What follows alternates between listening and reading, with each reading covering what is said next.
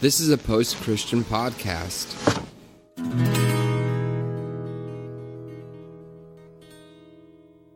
Welcome to the Revolution Church podcast. Welcome to Revolution, everybody. Thanks for coming. We start at 11-ish, as usual. What was I going to say? It's been a crazy weekend. You ever have,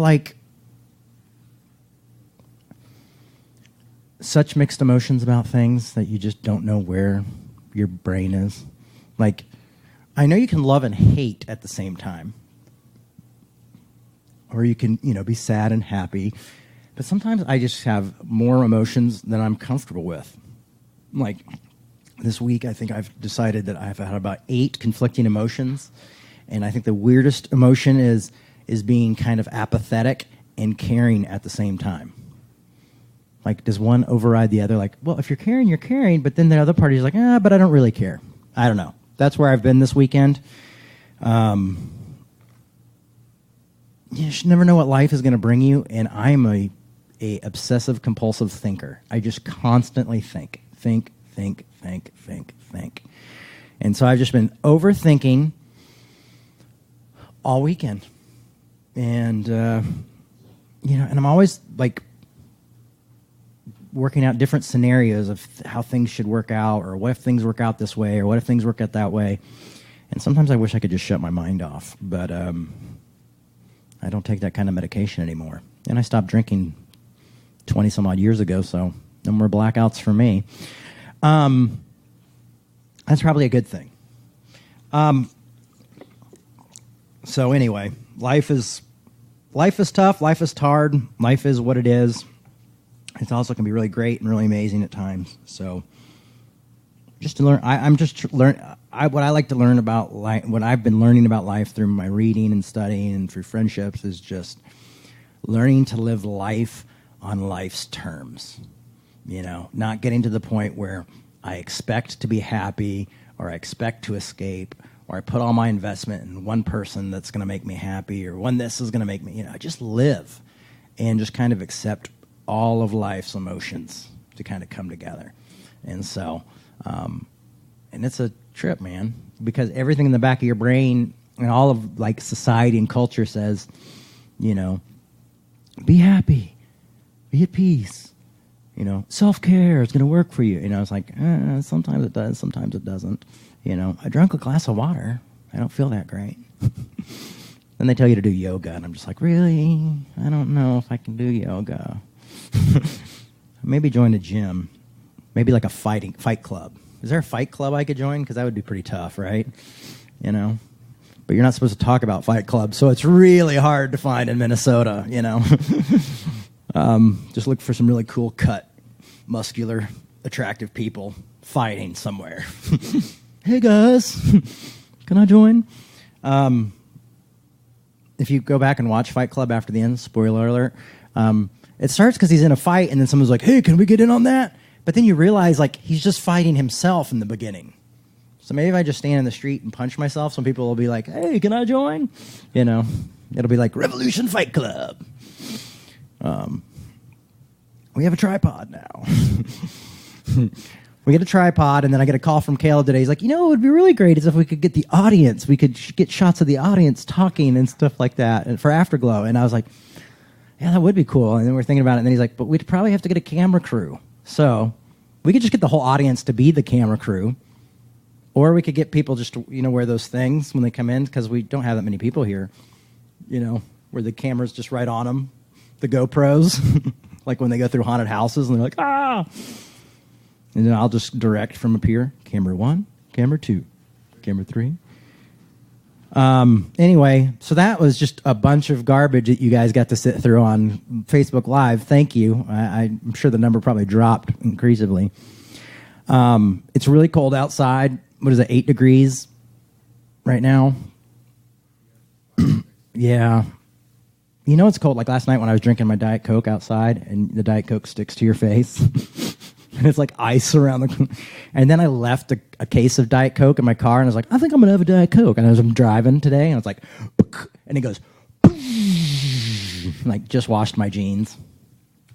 Yeah, they're covered in Diet Coke now. My steering wheel is really sticky. Is this what you guys came for, is just to hear me talk about life? Because that's what I'm doing. All right, we're in Galatians. Paul's book of Galatians. We have some visitors here today from all the way from Detroit, which is pretty cool. And drove here to see this. I thought, oh, you must be here to see the Prince exhibit at the museum, and you just stopped by. Nope. They might stop by the Prince exhibit, but they came to see us. Pretty cool. So, and one of them has been following us for 15 years. So that's a long time. That's a lot of different places for Revolution. I guess that's the great thing about being online is that we're just consistent, you know. And she said this, she's a sociologist, and she said one of the things about you in the church is that no matter where you've been, it's always been consistently there. And that's really great feedback to hear. So stay consistent, folks. Highs and lows. I have to not watch myself on camera. I'm like, oh, like a little kid. So we're back in Galatians. Paul has been basically it's like Paul is on trial. This letter is very cool because, one, it's like my favorite letter on grace. Two, it's a rebuke letter, which is really bizarre. I love that the contradiction in that it's the best book on grace, but it's also like this, like, I'm going to rebuke you letter. It's like, wow, that's weird. And it definitely has contradictions in it, which I love. I love things with contradictions. I think that's kind of why I'm liking anarchy even more now, because I'm starting to see the contradictions in anarchy, and I'm like, I kind of like the contradictions in anarchy. I'm an anarchist, but I'll probably still vote. I can't say I'm an anarchist asterisk. See the footnotes.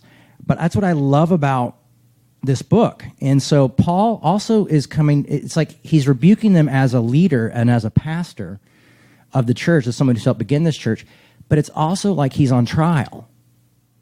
And so he's answering his critics in a way that you would answer a judge or a lawyer when you're being cross-examined in some ways. But he's like, you know, it's like when you interview somebody for a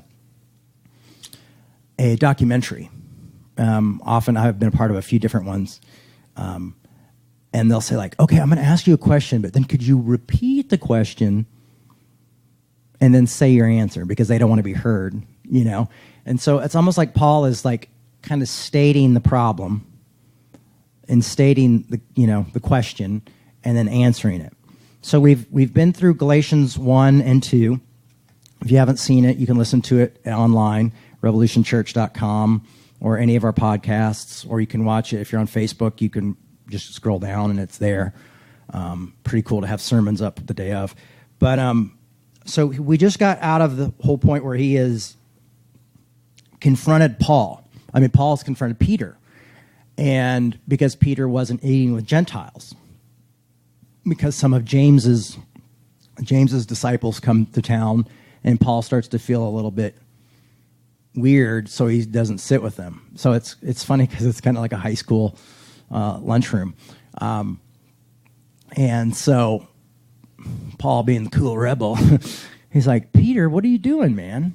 Why are you doing this? Why are you got even my buddy Barnabas sitting with you now, like afraid to sit with the Gentiles.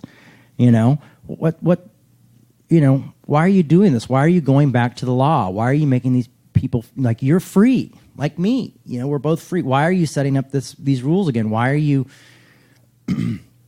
setting this bad example? So what he's trying to show is that, one, he really believes in inclusion, and two, and that's what a lot of people don't get about Paul. A lot of people, like, I had somebody recently, I think from one of our last talks, is like, I gave up legalism and all this stuff with the church, and I just haven't been able to read Paul ever since.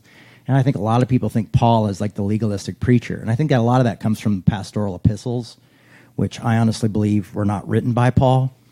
I think they were written by someone who was trying to clean up Paul. And I believe they're forgeries, just pure and simple.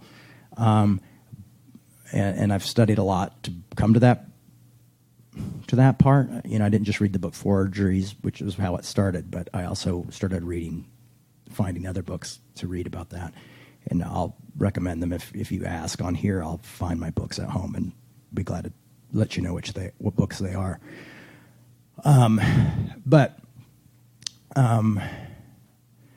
So Paul is doing something very radical here. He's really talking about inclusion, and I don't think we automatically think about inclusion when we think about the Apostle Paul. But for me, I would not understand Christ if it wasn't for the Apostle Paul. Also, as tomorrow is Martin Luther King holiday, or Martin Luther King Day,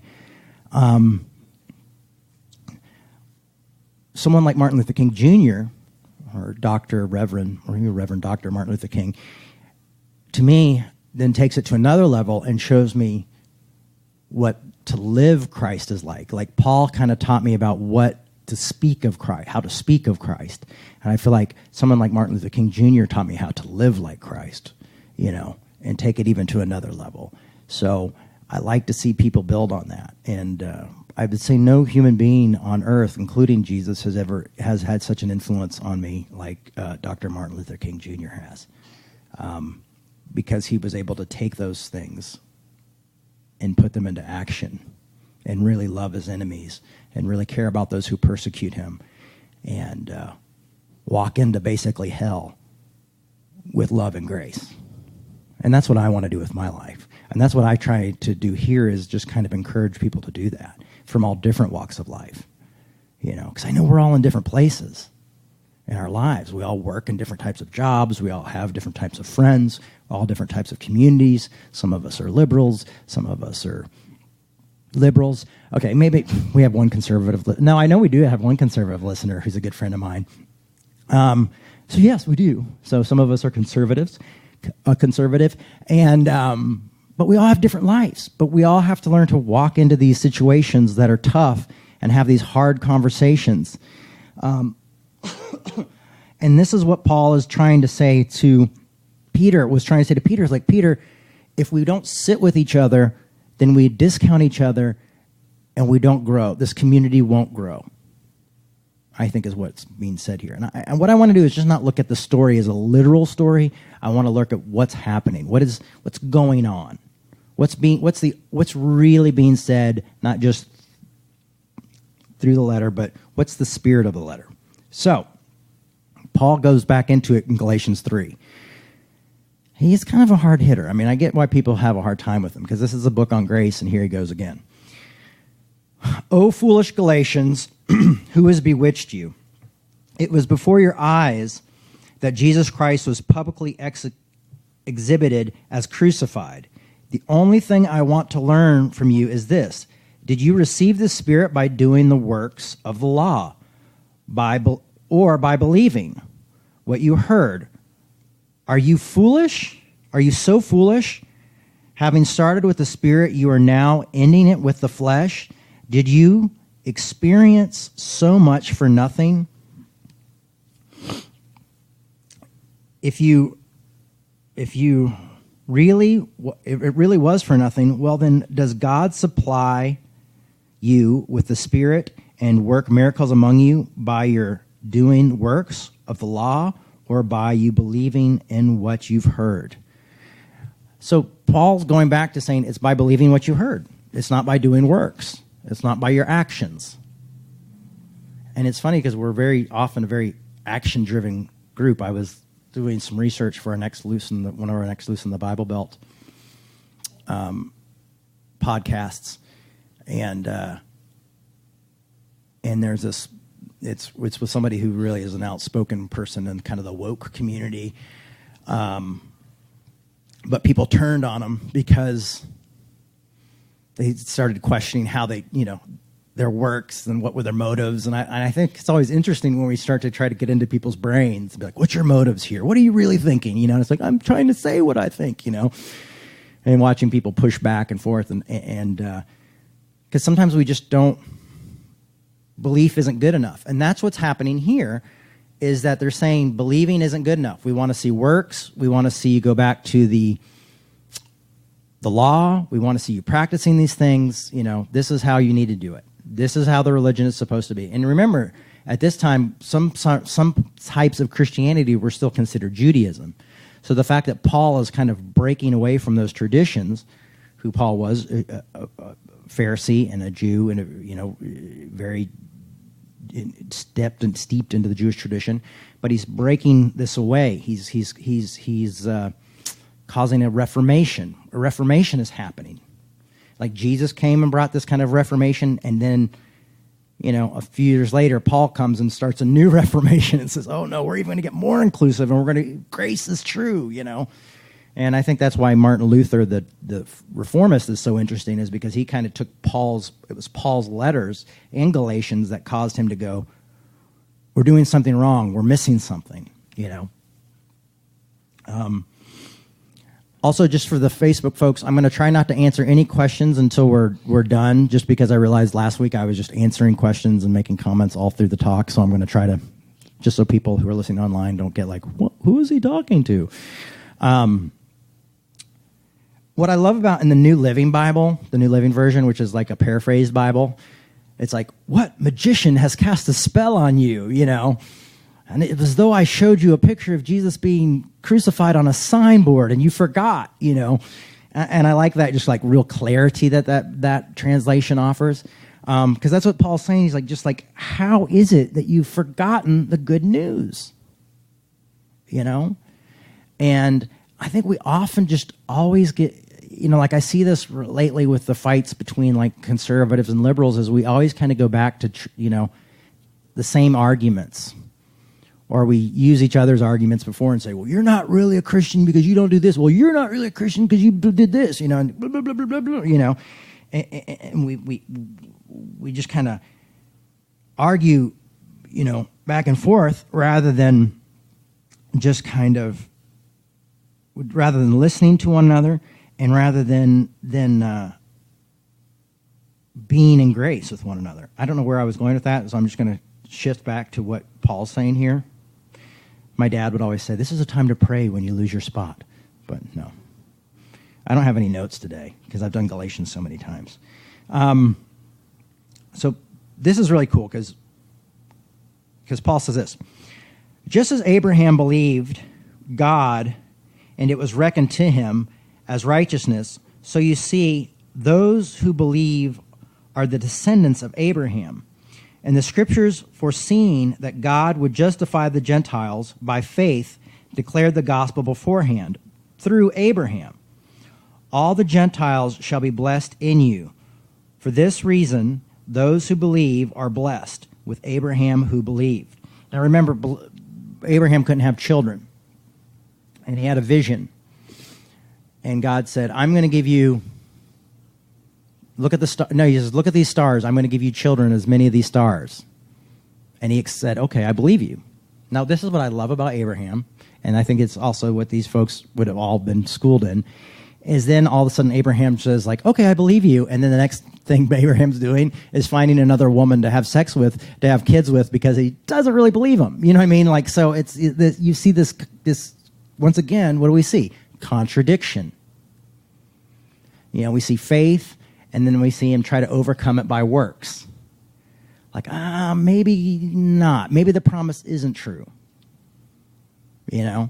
And so you see that here. I like that Paul is using Abraham as an example of saying he was saved because of his faith, but even though his faith wasn't perfect. And I think we want this people to have perfect, pure motives in everything we do. Especially online. It just seems like we think that there's somebody out there with perfect, pure motives. And I would say, no, there's no one who's got perfect, pure motives. Just a few minutes ago, I mentioned Martin Luther King Jr. He had some imperfections. He had some issues. Martin Luther, the reformist, had some major issues that he unfortunately put to paper. And so we see that no one is perfect. No one has it all together. Or as Paul would say, I think in either Romans, is all fall short of the glory of God, but yet God in his gracious kindness declares us not guilty. We all are not perfect. We're all have different motives. We all have contradictions. Often we're all trying to fill a void. I'm sure that my idea of like continuously doing the same job for 24 or 25 years now, maybe 23 years, I don't know. Like I want to tell people this message. I want to help people be free. I want people to understand grace. I want people to live life well. But I'm sure there's other things that I'm trying to fulfill. Like my dad always thought I was lazy. Well, I'll show him 23 years later. Look, I'm doing the same thing. What do you got? I'm sure those your unconscious is very powerful. And so we all have those things. We do things often without even knowing why, and that's okay. That's just part of life. That's part of the unconscious. It's powerful. Read some Freud. He'll tell you all about it. And I say Freud because Freud is easy to read. Also, another example of not being perfect. So what do you know? I was going to add to the sermon, but I think Paul does it for me. For all who rely on the works of the law are under the curse. For it is written, cursed is everyone who does not obey the things written in the book of the law. So it's basically saying if you don't follow, you can't pick and choose what you want to. And that's what he's dealing with critics here, is the critics are saying, well, they need to be circumcised and they need to not do this and this, and they can be Christians and Christian Judaism. And he's saying, no. It's not about doing this or that. You can't just select which one's going to make you right and which one's going to make you wrong. He's saying, it's by grace, it's not by works. You are accepted, so accept it. Now it is evident that no one is justified before God by the law. The one who is righteous will live by faith, but the law does not rest on faith. On the contrary, whoever does the work of the law will have to live by them. So if you're going to he's saying, like, if you really want to live by the law, you have to live by the whole law. You have to fulfill the law. You have to live by them. You can't just, I just said this a second ago, you can't just pick and choose, but he's really saying, like, the law is going to trick you up. It's going to fall. I think, a lot of people say, well, Jesus came to die for our sins. And I always think that maybe Jesus came, if Jesus is truly the Son of God, it came to show us the nature of God. Not necessarily to die, but to show us what the nature of God was, because we wanted to create all these things. We want rules. We want regulations. We want things to be simple. The law gives us order. Grace gives us chaos. Trust me, when you start giving grace to your enemies and grace to those people, you will notice chaos. I live a life of trying to give grace to people who don't always love me, who don't always respect me, who sometimes don't even want to be friends with me, and showing that type of grace and continuing to pursue those relationships even when there is no payback. It makes things chaotic. It makes things hard. It hurts. It's painful. It's not easy, but, and the hard thing is with the things of like media and the television and even social media often tells us is, don't do things that hurt.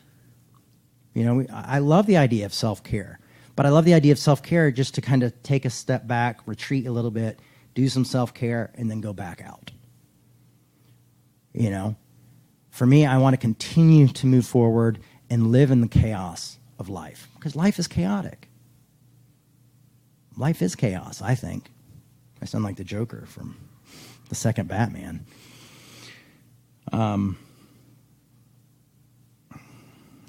We're all looking for these, and that's kind of what the law was, is the secret to success, the secret to having everything together. And that's what certainty in faith is. A lot of people have real certainty in their belief systems, is that it kind of offers this warm place. And then when you start questioning things and asking questions, things get uncomfortable and you're unsure and you start to feel doubt and all that kind of stuff, and it gets difficult. But that's just living life. There just aren't certainties in this world. I would love it if like I was walking home and a bush just caught on fire and started talking to me. I would just pull out my Instagram phone and just film it and be like, all right, we got it, Of course, everyone would be like, how did you do that? Even that wouldn't prove it. But I would have the proof, and that's all I need. But I don't, I live by faith. I live by hope. I live by doubt. I'm starting to embrace the contradictions and the chaos of life. And so Paul's saying, get ready. It's going to be a little chaotic, Christ redeemed us from the curse of the law by becoming the curse for us. For it is written, cursed is everyone who hangs on a tree. In order that Christ Jesus, the blessing of Abraham, might come to the Gentiles so that we might receive the promise of the Spirit through faith. So, Paul is big in atonement theory, and I understand why. I have some issues with atonement theory because I don't think if God is really what God is or what God would be or could be, why there would be a need for blood or sacrifice. But that was the understanding of the theology and religion of the time, so I understand that. And I still understand people who hold on to that. I mean, like, it's here. It's in black and white, Jay. And I'm like, okay. We'll talk about theology later. Brothers and sisters, he says in 15, I give an example from the daily life. Once a person wills, like when you die, has been ratified, no one adds to it or annuls it.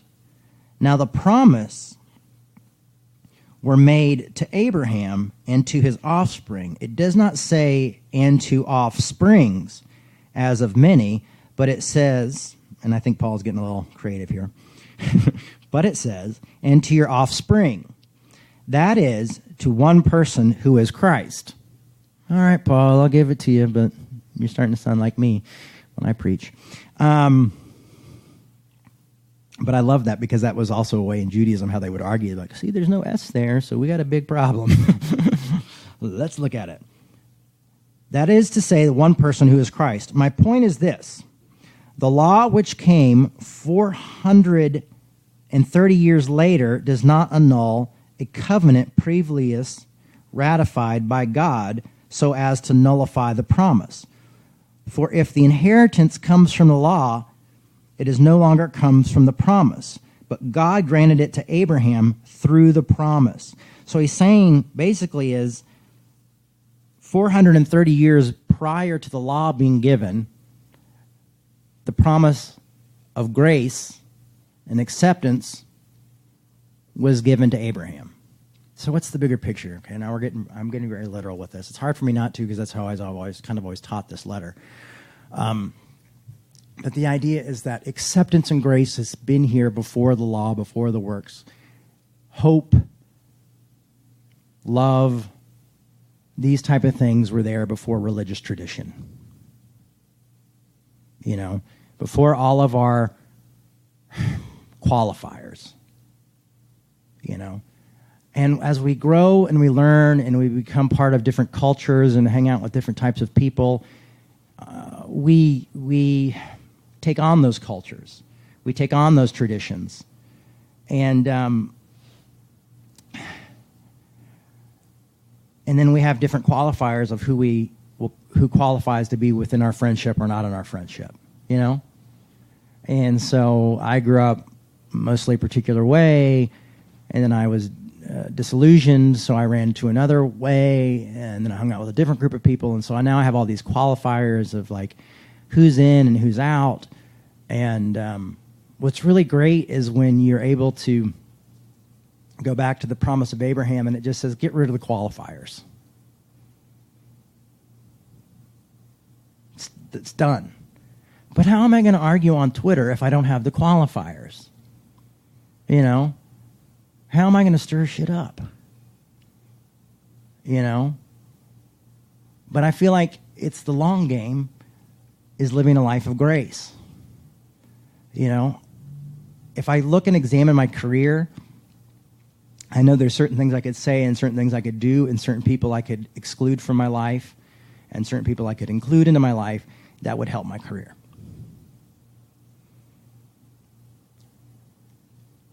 But I have been blinded by this concept of grace. I've been beat up by Abraham's promise. You know? So I don't want to play the short game. You know? And I'm not saying like eternity. I'm not thinking eternity. I'm not thinking life after death. I'm thinking life before death. I just want to do good work and help people be free. Free from these constructs that culture has built and put them in. Free to have hard conversations. Free to love people who don't love back. Free to think. That's an act of rebellion, is to think for yourself.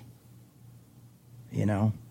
That's a tough to rebel against, especially if your crew is the cool crew and you start to want to think for yourself, or you're the politically correct crew or the socially acceptable crew, is to start to think for yourself. Is really tough. That's why I love philosophy, because it really encourages me to think for myself and embrace even the contradictions within that and the struggles within that, but to do that. And it's really tough. Oh, it's really tough, you guys. I mean, it would be nice to have a set of rules and a set of ideas, but I'm not going to let society do that. And I just don't think, I think that's what Paul is saying. He's like, you know, guys, we're living in a society that says it wants you to act this way, this way, this way. And maybe people would think you're part of a real religion if you got circumcised or if you follow these certain things. But this isn't what it's about. And the idea of following a man who claimed to be the Son of God, who was crucified, was already not very cool. They say that they think the first graffiti that they've ever found was actually graffiti mocking a crucified God. So it was actually mocking Jesus. And it's this picture. And you can find it. I think you can Google it. I'm pretty sure you can. I think I've Googled it before. I haven't seen it in years. But this idea of like, you idiots. Why would you... This isn't where you want to put your faith in some dead dude who was tortured by Rome. You know, it's like... It would be like saying, like, oh, yeah, our Savior was killed in the electric chamber in 1972, but, man, he was a really good guy. The state killed him wrongly, of course. And you know what I mean? And you just be like, what? Yeah, no, he's totally the Son of God. He actually might be God. And he was put in the electric chair? Yeah, but it's totally going to set us all free, and it's totally cool. Trust me, you know. What do you do to be part of this religion? Oh, you don't do anything. That's the great part. You're just in, man. You know, it's like, well, do you have to believe or not? Well, some of us think that you just have to like say a prayer, and then some of us believe you just accept it. Some of you believe you just receive it. You know, I just believe it's for everybody. You know, but he died in that electric chair, so it's, it makes sense, right? You know, you're like, it makes completely zero sense. And that's how, as we sit here and think that that's so ridiculous, that's exactly how ridiculous it sounded to people at the time when Jesus was crucified.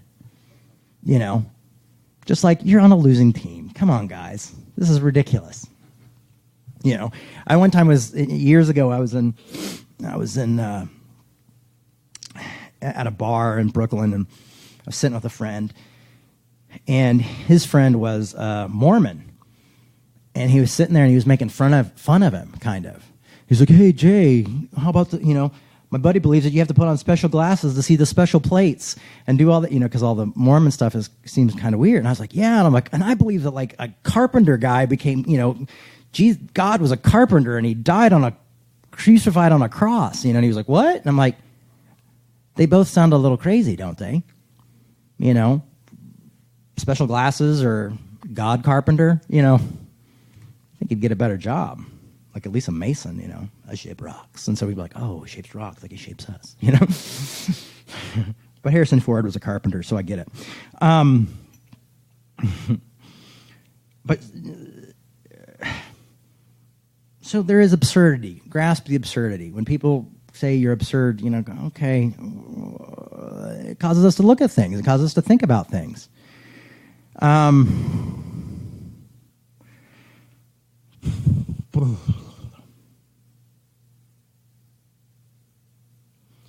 So Paul is saying, like, this is obviously like a will. You don't change a will after someone dies. Abraham's promise was like a will, and it did not change just because the law came into to play. So he's arguing with the people who are saying Jesus isn't enough. They wanted Jesus plus or grace plus, and we all want grace plus. Oh, we all do. Oh, we so badly do. I so badly do too, man. I want grace plus, I was thinking, you know what I mean? Like, I forgive you. But funny thing is, I just got a few things I need to say. You know, that's how we like our grace.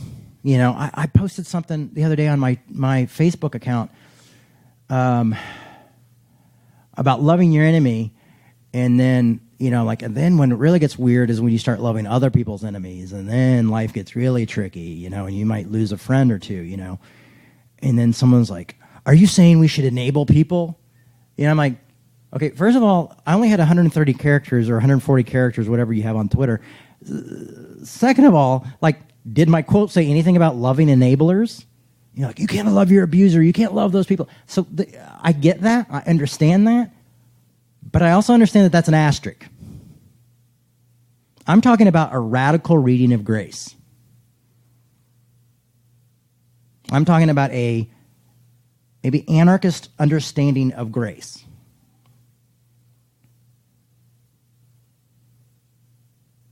So this is where it gets hard, folks. Loving your enemies. It doesn't say you love some enemies. Jesus didn't say love some of your enemies, but not the ones that are kind of gaslighting you. You know, he said love all your enemies. Okay, and I get to do this. I've never been able to do this before. I didn't write it. Don't blame me. You know, that's when people are like telling me about how, you know, God is judgmental and wants justice, and you're all going to go to hell, but don't blame me. I mean, I didn't make up hell. So now I'm saying, don't blame me. I didn't make up grace, you know. I mean, if you want to blame me for grace, sure, I'll take it. When I was with Soul Force, we had talked to this one church, and then they stopped working with Exodus, this this gay reparative therapy group. The church stopped working with them, and they're like, we blame Exodus visit on that. I mean, we blame Soul Force's work for coming into the church, and we blame them for the fact that they ended our relationship. Honestly, I don't think that's why they ended the relationship with them, but I was like, sure, you know, I mean, if that's what you want to say, I'm glad to take that.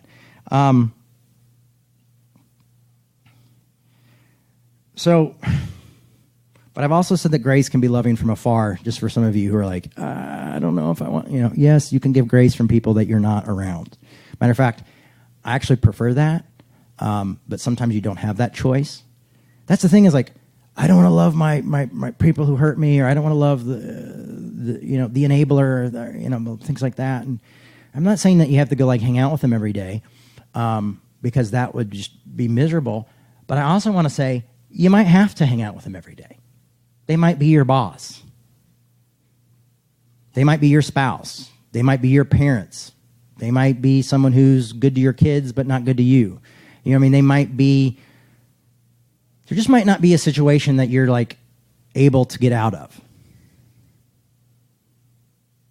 But also grace is communicating with people. Paul is showing us exactly that by doing that. He's not saying that grace just gets ran over. He's saying grace will speak truth too, because he's obviously speaking truth to his critics and saying, guys, you got to get grace. I mean, he's explaining it to him. He's not just like, I love you, so good luck with, you know, getting everybody circumcised, you know. No, he's confronting the issue of the time. It's not, you know, grace grows within us and it matures in us just like everything else. And, you know, like theology, or if you want to understand philosophy, there's, you know, you can't just go by the Dummy's book guide to philosophy, you know, and then sit down with Pete Rollins and have an argument. I tried it, didn't work so well. He threw out a few $5 words and I was done. But now we have good conversations. And I was like, oh man, you know, I had good conversations with you about philosophy. You know, why can't you just write a beginner's book to your theology? And he's like, do you know why we have conversations, Jay? And I was like, why? And he's like, because you've put in work. You've read books. You've taken time. So like that, grace does take time to mature and grow in us. It's not just this, overnight thing. So,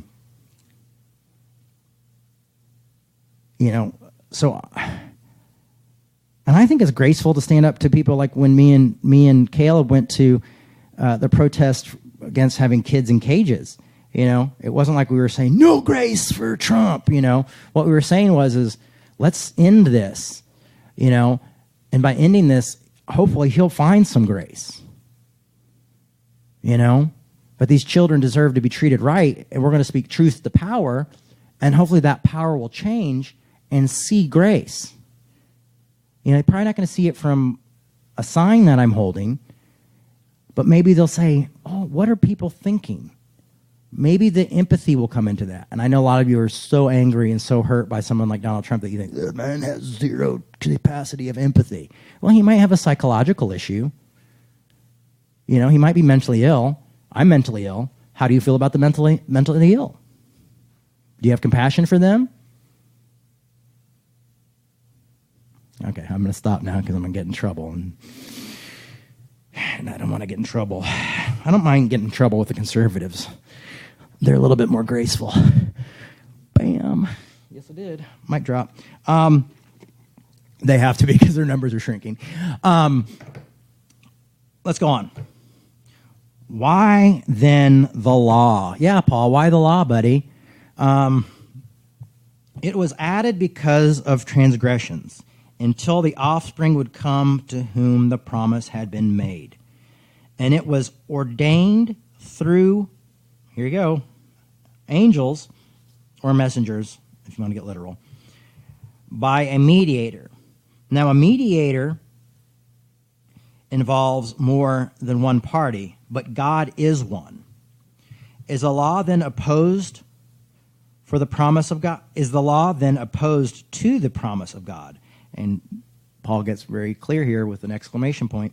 Certainly not. Certainly not. For if the law had been given that could make us alive, then the righteous would be indeed come through the law. Righteousness would then come through the law. But the Scripture has imprisoned all things under the power of sin, so that what was promised through the faith in Jesus Christ might be given to those who believe. So he's trying to say, like, if sin is brokenness, which I kind of think that's better understanding of sin, he's just saying we were imprisoned by this law, by these ideas that tried to fix our brokenness by actions and by do A, B, C, or D. And then Paul's coming to say, those were there for a while to help us deal with that. But Jesus has come to show us that our brokenness we have to accept our brokenness. We're just not going to fix it through rituals or through customs or through this. He's like, what needs to help us with our brokenness is that we just have to accept that we're broken. We have to receive, in a way, with this whole idea of like receiving Jesus is saying, I'm receiving the idea that I'm broken and that I need grace. I understand that I'm a bit of a contradiction and that I have contradictions in my own life. And so I just have got to be easier on myself and realize that there's no silver bullet for my brokenness. Life After Hegel talks about the idea that we'll never get free from our contradictions. We might be able to have a little bit better strength, a little idea when we accept our contradictions in our lives, but we will always be contradiction. We'll always have contradiction in our life.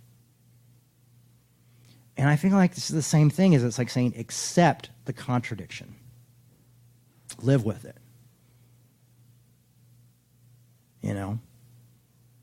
So by receiving this idea of receiving Jesus, I think we can look at it in a broader term of saying it's just accepting an infinite truth of humanity, of our brokenness, and that we're all broken, that we all have contradictions in our lives.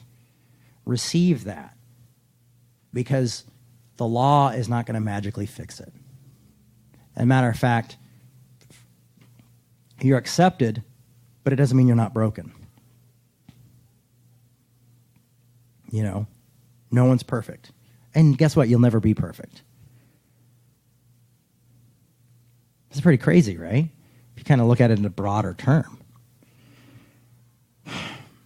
This is what theology and philosophy, when they get mixed, are supposed to do, right? Is they're supposed to help us have a broader, take a look back and not just, you know, I want to live. I hope this is encouraging some of you to live, you know. I think some people want...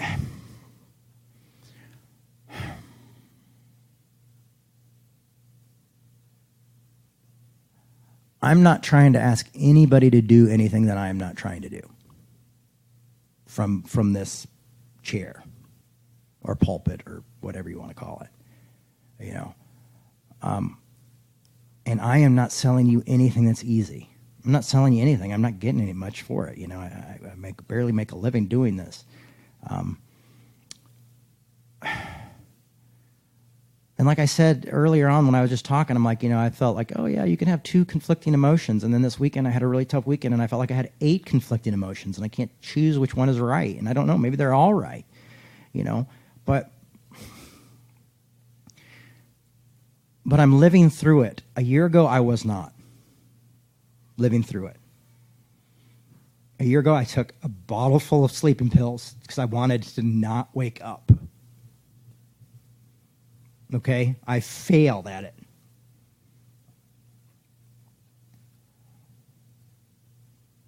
And I've never told anybody this, but a few weeks later, I tried to do something again.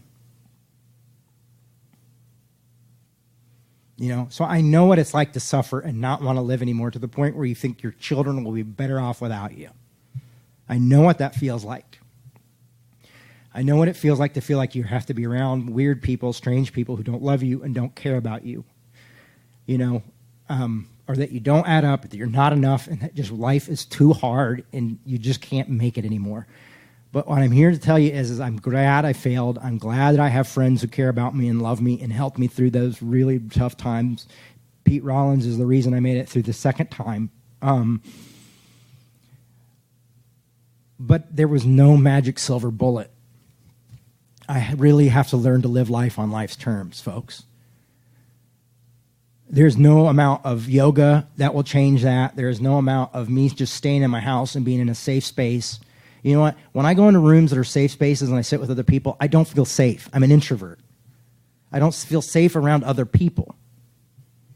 You know, so when I say love your enemies, love those who persecute you, to do these things, I'm genuinely saying I'm trying my best to do this. I know you can do it. And I know it hurts like hell.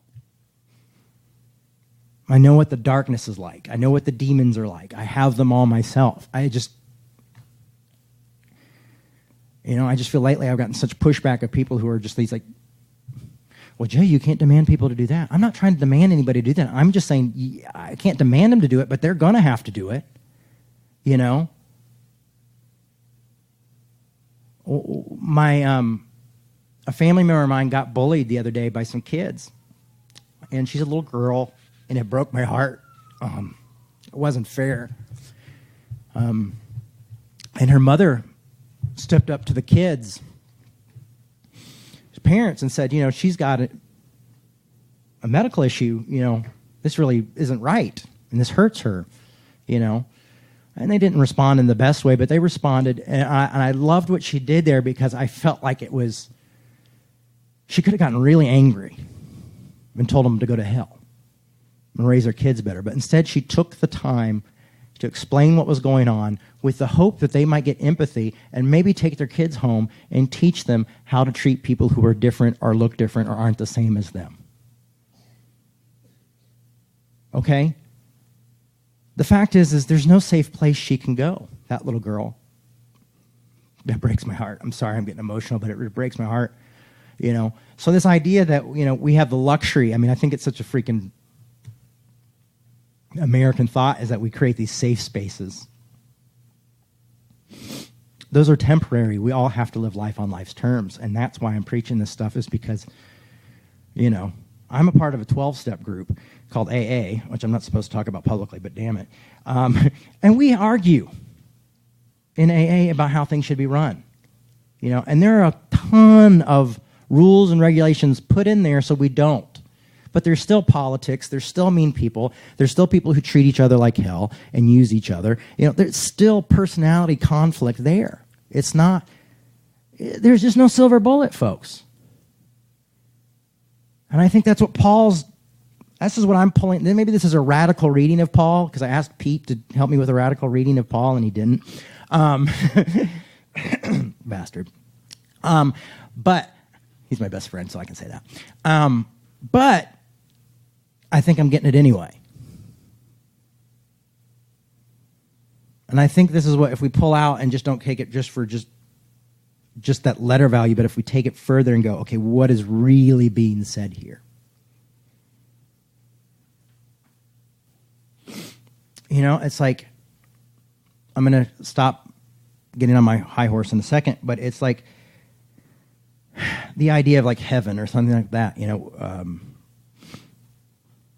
like this place where there'll be no suffering and no hardships and all this kind of thing. The ideas of these like fantasies that we build that we can find these places. It's just, they really don't exist here on earth. I mean, I hope there's a heaven, man. I want to hang out with my mom and laugh and hang out with like Jimi Hendrix and Elvis, if he's even dead, and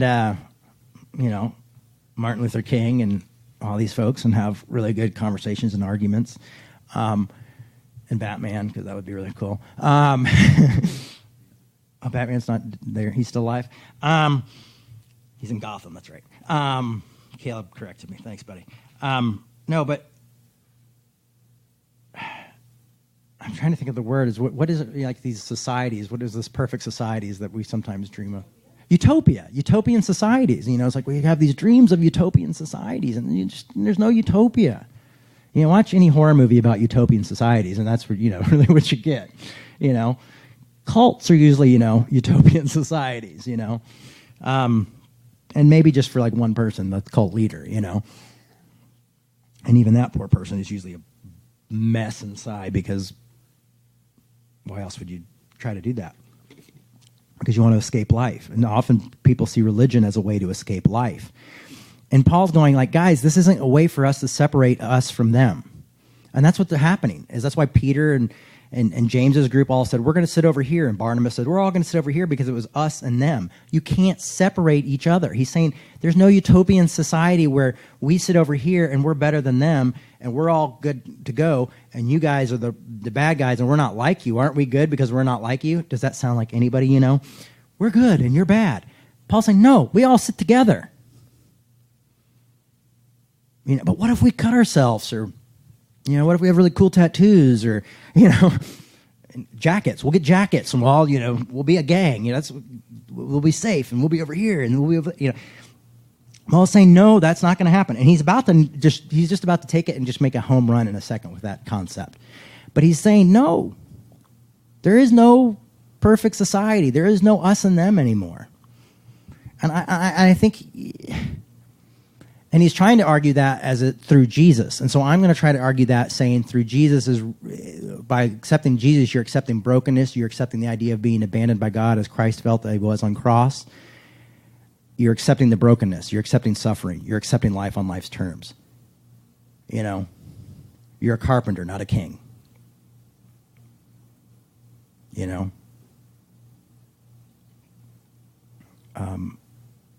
I put a quote up from Huey. Gosh, what's Huey's last name? The Black Panther. And he was saying, one thing you need to learn about being Huey Newton. I think it's Huey J. Newton. Yeah, but Huey Newton, I think it is. And he said, one thing you have to know about being a revolutionary is that you're doomed to fail. Basically, but you're doomed to have a bad life. If you want to be a revolutionary, you're doomed. And Jesus was kind of a revolutionary and was doomed. That's life on life's terms. This is what the book we're reading. This is the person we say we want to follow. I mean, could you imagine if Jesus was like, I don't hang out with people who trigger me? I mean, seriously. You know? Oh, yeah, can you keep the Pharisees out? Because I'm not really digging them, you know? No. Instead, he just talked to him and corrected him and said, actually, this is why I'm here. You know? Paul, if anybody had an excuse to sit at the other table, it was Paul for everything that he was taught growing up and learned. Is this thing on? I haven't talked this way about Galatians ever, I don't think, and I haven't felt this much passion about Galatians in probably 3 years.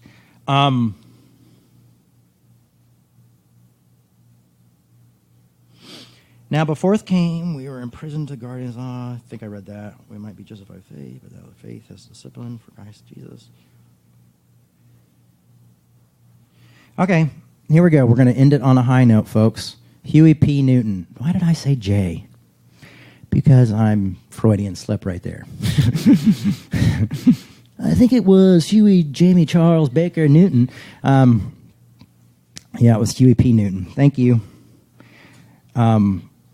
There's a really amazing movie on the Black Panthers, and I can't remember the title of it right now, but I can't recommend it enough.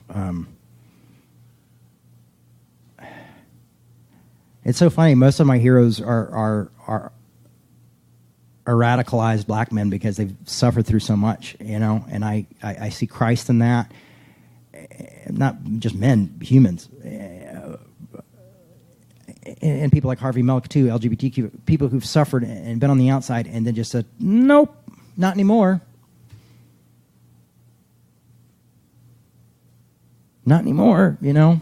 I'm going to go into things. I'm going to shake things up, you know. And it's kind of strange how a lot of them, you know, like even Malcolm X became like Paul, the apostle. Like he became like more inclusive during the end of his life. You know? And I'm just like, boom, you know, like, yeah, we still got to focus on this, but you know what? Maybe other people can help. And I'm like going like, you know? It's just mind-boggling.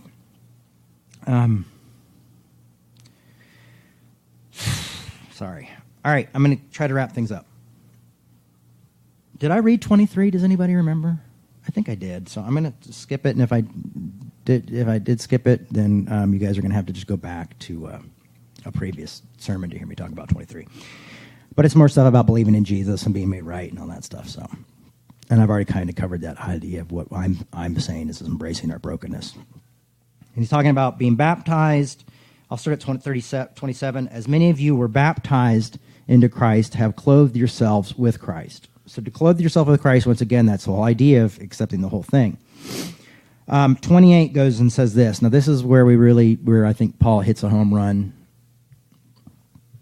And I keep looking for my watch because my time doesn't show up on my phone when this is on.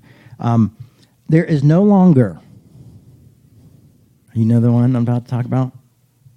Oh, yeah, there is a clock up right there. Yeah, 12:16. I'm going a little long again. There is no longer Jew or Greek. Okay, so Paul's saying, guess what? There's nothing separating us anymore. This is often why you'll hear in churches when people say, like, you know, lay your identity down, which is something in our culture we all are struggling because a lot of us are fighting to stay alive because of our identities. But I think what he's trying to say is in all this brokenness, there's not identities. Some of the things that I've learned from my friends who've been through hell and back and definitely grew up in completely different situations than me, from different cultures, different races, different sexualities, and everything like that, is the one thing that we've been able to bond on often is brokenness and pain and suffering. And when it doesn't become a competition, because I think that's dangerous, is when you dangerous and unfruitful when you start to compete who's had it worse. Because we can always do that. I mean, we can go online and find out, you know, just look at people outside of this country. But But when we love each other and we're sitting there or talking about just different pains and sharing our brokenness and sharing our suffering, it is really a great equalizer. Pain really, and there's some people who haven't suffered as much as others. I mean, I get that, but I'm just saying often pain is pain, and sometimes people's situations might be down here, but their pain was real, and connecting through those types of pain and through that brokenness brings us together.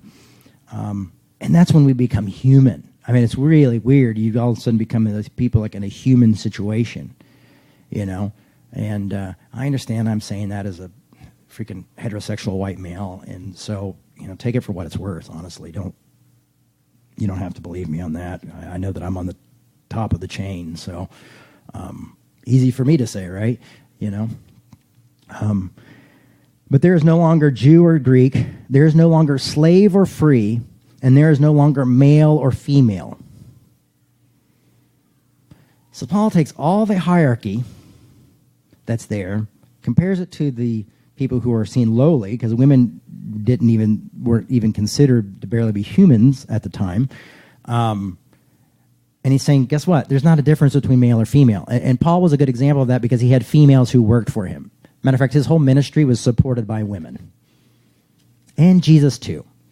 Okay, so, and there's good cause to believe that there were women apostles and disciples that weren't mentioned. Because if you go into like original translations of the Bible, it doesn't say brothers and sisters. It usually just says brothers, because it was a hierarchical, what is the word I'm looking for? Patriarchal society. Completely was, That's why we don't realize sometimes how powerful it was. It's like Jesus going to the woman at the well was such a huge thing. And it was saying so much, even if you didn't read it. You know what I mean? You didn't go through and dissect it. You just like, Jesus, the woman at the well with the Samaritan, with someone who was seen as like both good and bad mixed together and nobody wanted. There was a reason that was really radical for Jesus to do. So it took me to read Paul for me to go back and go like, oh, Jesus' mere action of just having a conversation at the well was completely radical. It could be this particular situation that got him killed, where everybody was like, nope, we're done. Done with Jesus. Not only is he hanging out with traitors, he's hanging out with people they consider mixed breed. Oh, and it was a woman on top of that. I mean, that's why they didn't want children. Jesus, when said, let all the little children come to me, and everybody like lost their minds that children were, because children were seen as even lower and lower than even women at the time. Okay? So Paul is saying here,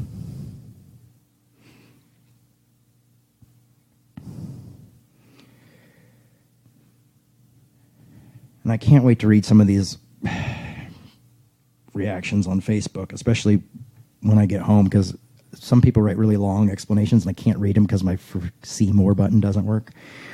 28, there is no longer Jew or Greek. There is no longer slave or free. There is no longer male or female. For all are one in Christ Jesus, or our brokenness, and all belong to the offspring. Then you are Abraham's offspring, heirs according to the promise. Now, this is where it ends with the verses, and then it goes to chapter 4, and I'm just going to stick with that, because if I don't, I'll go on for 18 hours. And there's some where there's no longer barbarian, or, it says that. But Paul is trying to say is like, you guys, you just can't create a hierarchy, to the point where he's like, religion isn't the answer. Social constructs aren't the answer. Identity is not the answer. What the answer is realizing that we are broken and often abandoned. And that's why I keep coming to grace and acceptance, because it's all there is. That's what brings us all together. I know that I'm probably not being Jesus-y enough for some people. If you want me to be more Jesus-y, I can be. But, I mean, he is saying that that's what Jesus did, is that basically got rid of all these social constructs. But he's actually saying God did that way before, 430 years even before the law, and was saying there's going to be no more social constructs. we aren't going to find identity in this. We're going to find identity in brokenness, in accepting that we're accepted. God, I could have preached this 20 years ago and felt very uncomfortable for different reasons. Today I feel more uncomfortable because I'm like, are my progressive friends not going to like what I just said?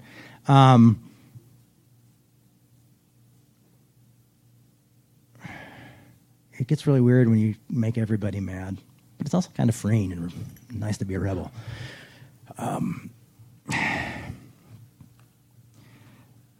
So yeah, that's what Paul's fighting for.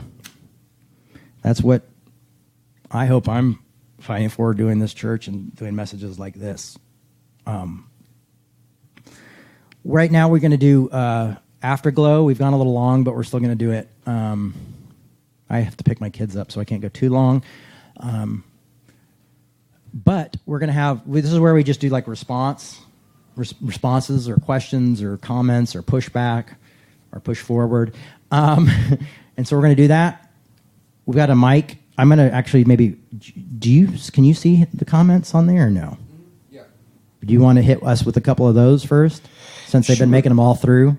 Yeah. I think I've been kind of keeping an eye on it, and pretty much it's been people just agreeing with you and then sharing their own experiences. One specific question was, for the future of the church, where's the best place to share our hurt together? How do we regularly create a safe container for sharing and supporting each other? I have no idea. I mean, I'm doing this.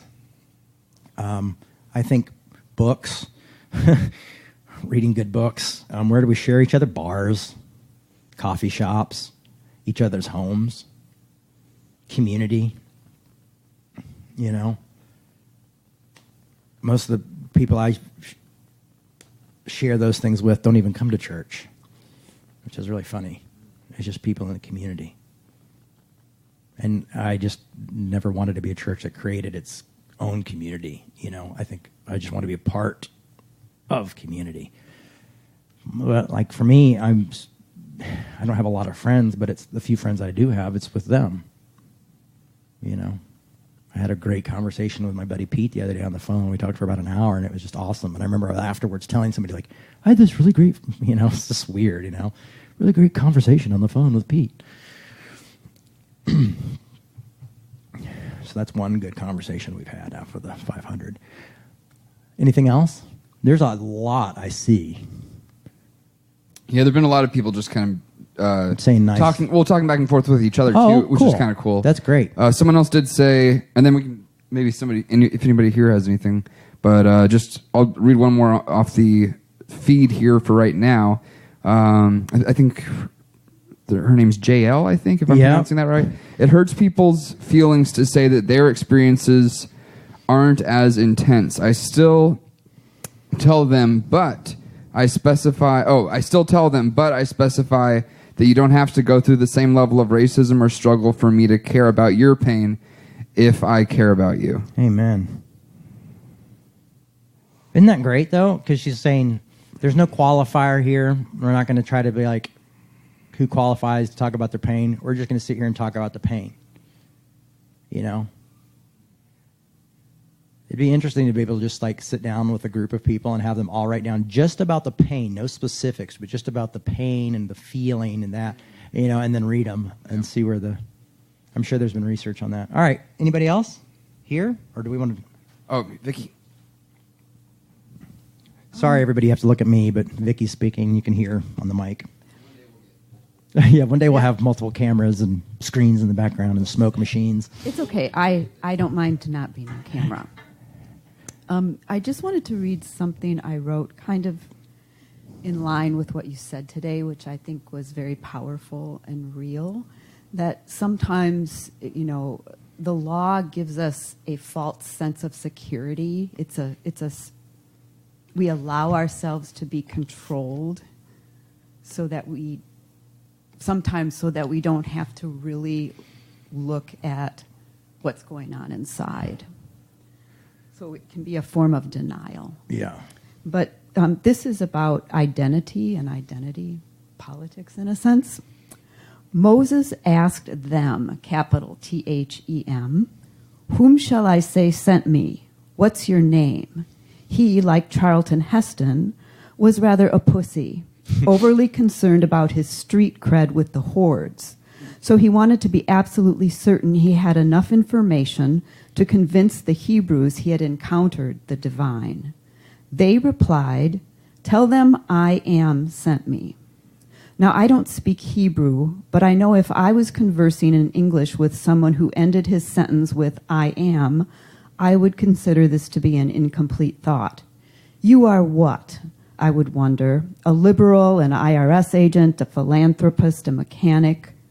Or you are currently engaged in what activity? Sleeping, running, shouting, shooting? In Western culture, we require sufficient data to categorize the other, to determine his economic status, his class, so to speak, in our classless society. This enables us to compare his level of success to our own, so we can hopefully experience a momentary sense of superiority, or at the very least of self-righteous condemnation of our political structure that privileges those of his race or gender.